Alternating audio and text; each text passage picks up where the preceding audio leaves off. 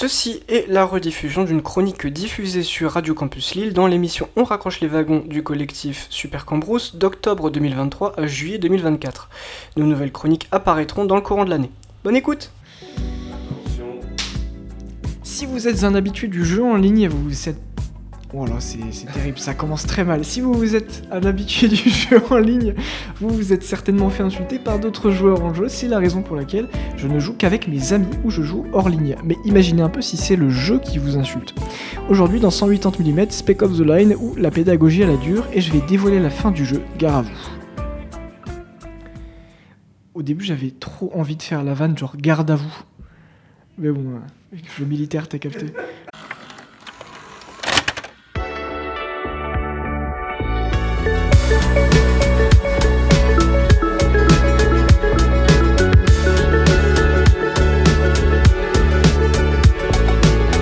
Bienvenue dans 180 mm, dans On raccroche les wagons, votre focus sur l'œuvre et sur la culture. Et bonjour à vous, je suis Théo et j'espère que vous passez une bonne journée.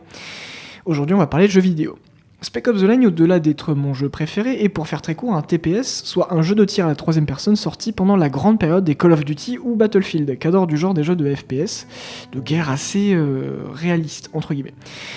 À l'époque où ces jeux étaient à leur apogée, ce jeu était en apparence un énième shooter oubliable qui n'avait que comme particularité de se dérouler à Dubaï. Le jeu nous met dans la peau de Martin Walker, un agent de la Delta Force envoyé à Dubaï pour voir ce qu'il en est des damnés du 33e régiment, une équipe d'intervention qui s'est portée volontaire là-bas pour secourir la population après que des torrents de sable soient pris aux infrastructures humaines. Le 33e est divisé en deux camps, les loyalistes, ceux qui secourent les civils et qui tentent de gérer tant bien que mal la population en mettant en place la loi martiale. Et de l'autre, les exilés, ceux qui considèrent qu'au sein du 33e, le simili-gouvernement est de trop, mais ça, évidemment, en arrivant à Dubaï, Walker ne le sait pas.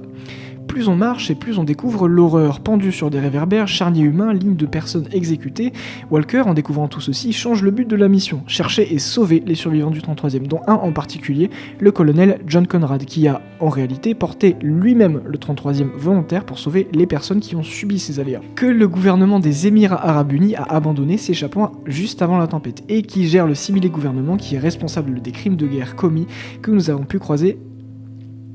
Mais est-ce que c'est vraiment lui ? Je dois parler maintenant d'une séquence du jeu d'une violence inouïe assez insupportable à faire et qui a divisé les avis concernant ce jeu, la scène du largage de phosphore blanc. Il est important de souligner que cette scène vient après que le joueur, et Walker de fait, ait vu nombre d'atrocités voyant ça comme l'œuvre du 33e et voulant arrêter ça au plus vite. Le joueur est invité à tuer beaucoup, mais vraiment beaucoup de soldats, et malgré tout, vers la fin du jeu, la population semble mécontente de nos exactions, sans qu'on s'en rende vraiment compte, ce qui fait beaucoup écho à celle pendant la guerre d'Irak.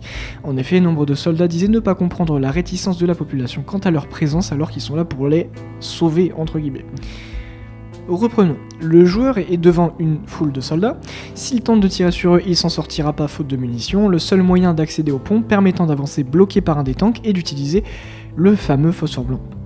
Sauf que sous ce pont se trouvent des centaines de civils et ce pont cassera si le joueur envoie une munition de phosphore blanc sur le tank incriminé, ce qu'il est obligé de faire, et l'arme chimique se répandra parmi les civils.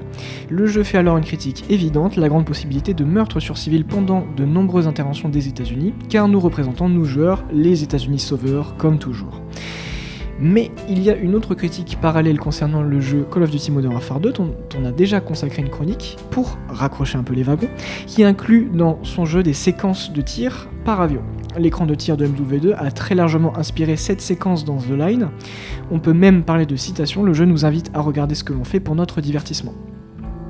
Tuer des soldats et des civils, d'accord, très bien, mais The Line nous force à traverser les victimes brûlées, pour la plupart toujours vivantes, à l'agonie.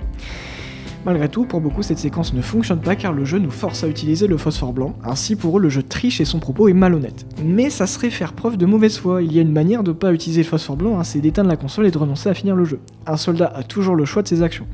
Le jeu est une critique ouverte à tous les jeux de tir de l'époque et au conditionnement des joueurs à vouloir tirer sur des personnes, souvent soldats, pour continuer un récit fictif. Autrement dit, le seul moyen de gagner ce jeu, c'est de ne pas y jouer. Peut-être me trompe-je, mais voici mon raisonnement.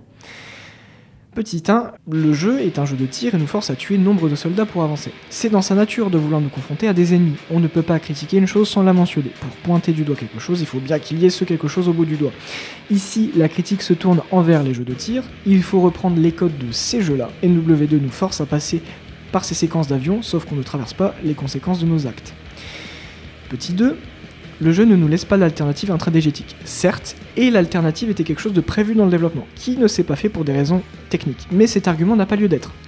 Encore une fois, le jeu met beaucoup l'emphase sur le fait que l'on tue pour notre divertissement, c'est quelque chose qui était tout à fait nouveau dans les shooters de l'époque.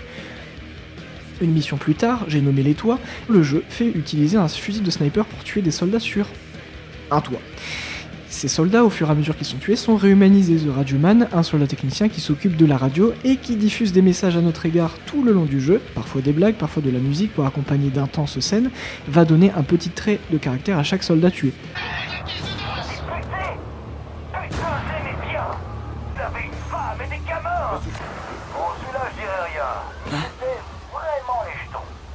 Ce sont des humains que l'on tue pour des raisons très très douteuses, j'expliquerai dans le prochain point. 3. La fin ou la destruction d'un homme. Je vais dévoiler la fin du jeu, gare à vous. Les fins ne devraient pas motiver le joueur à finir le jeu.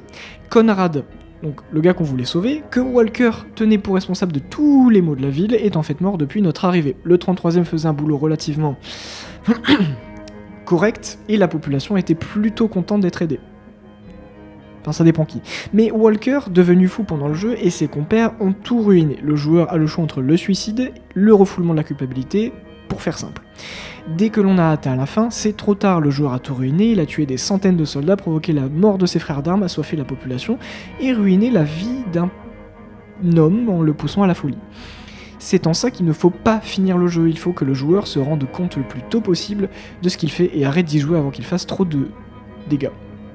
Pourquoi je fais des pauses comme ça ? Ce que Walker ne parviendra pas à faire tant que le joueur continue de jouer. C'est pour cette raison que la scène du phosphore blanc est intelligente, elle laisse un choix au joueur et le questionne sur sa soif de savoir ce qu'il y a après, au détriment d'actions lamentables à avoir à faire. Le responsable reste pour autant Walker. Walker n'a beau être qu'un pantin, figure récurrente du jeu qui vient hanter Walker, devenant parfois des ennemis, il est celui qui prend pour nous dans la diégèse. L'univers, si vous préférez. En soi, le jeu nous donne le choix d'empêcher les événements qui se passent en éteignant la console, mais le jeu nous permet aussi de mettre tout ce qu'il a fait sur Walker devant ses yeux à lui, résultant par son suicide. Sauf que, qui a appuyé sur la souris ? D'un côté, le joueur est pire car devant l'atrocité de ce qu'il a commis, lui ne devient pas fou mais refoule volontiers ce qu'il vient de se passer en accusant le jeu de tricher. Il est impossible de finir ce jeu et de gagner en même temps. Si vous finissez le jeu comme j'ai pu le faire 6 fois, vous avez tout détruit. Sauf vous-même, et le jeu ne manque pas de vous le rappeler dans les temps de chargement. Tuer pour soi est un meurtre, tuer pour un gouvernement est héroïque, tuer pour du divertissement est innocent. Tu te sens encore comme un héros ? Vous restez une bonne personne. Contrairement à Hunger Games, c'est le joueur qui n'assume pas. Et voilà comment un jeu fait de la pédagogie à la dure. Il ne me reste plus qu'à vous souhaiter une bonne fin de journée, bonne continuation dans On raccroche les wagons. Vive toutes les formes de culture, la bise.